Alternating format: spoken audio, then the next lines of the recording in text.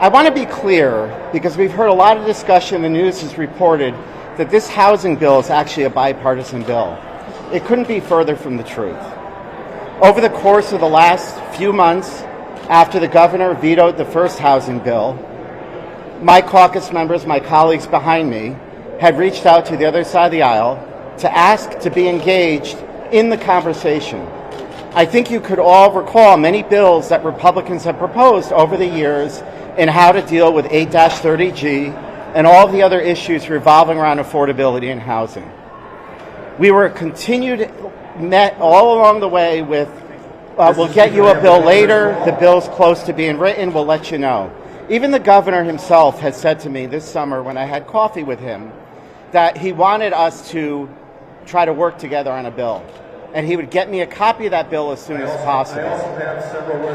We received a copy of that bill 15 minutes after the ending of the press conference on Friday, where we certainly did have local leaders stand there in support of a bill, which frankly I'm not sure any of them read, because none of us had a copy of it. So that would be the question to ask anyone that stood at that press conference. Did you actually read the bill before you stood there in support of it? Because what we are finding out today, there are numerous towns and cities that have reached out to our caucus to say how unhappy they are with this housing bill.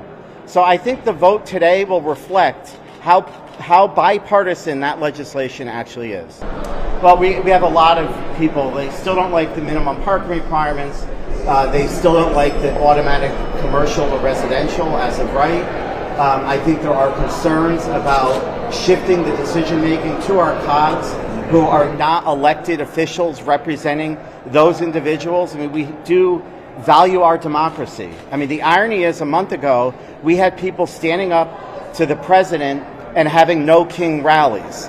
This piece of legislation is actually removing the representation out of your elected officials that you individually elect to bodies that are unelected by those very communities. So this is a very undemocratic bill, because the bill that we received on Friday hasn't changed very much.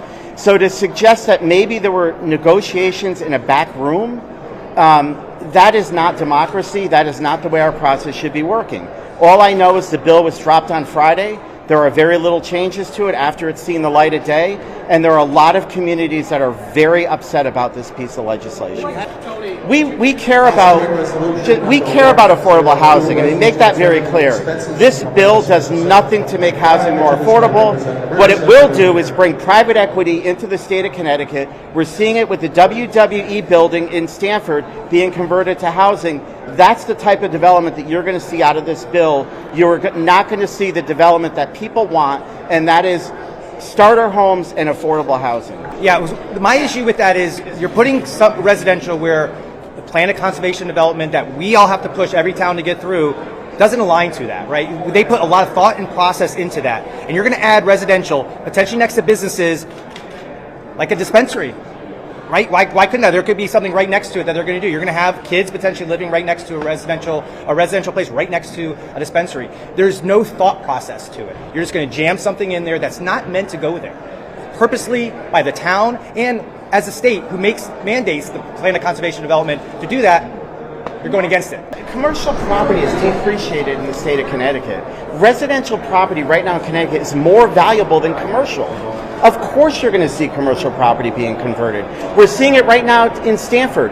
You have prime real estate right on a highway with exposure that is now being converted to apartment buildings. So even without this bill, you're seeing it happen. When this bill goes into place, it's going to go on steroids.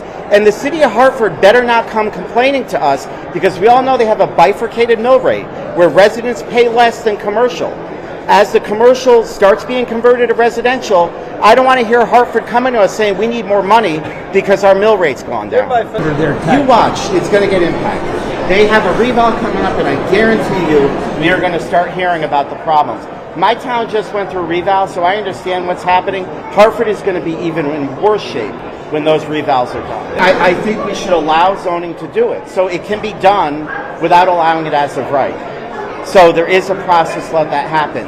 To now say any commercial property be converted without say is going to be putting this process on steroids without local input. anyone could come into any community and convert grocery stores into apartment complexes. It's not good policy.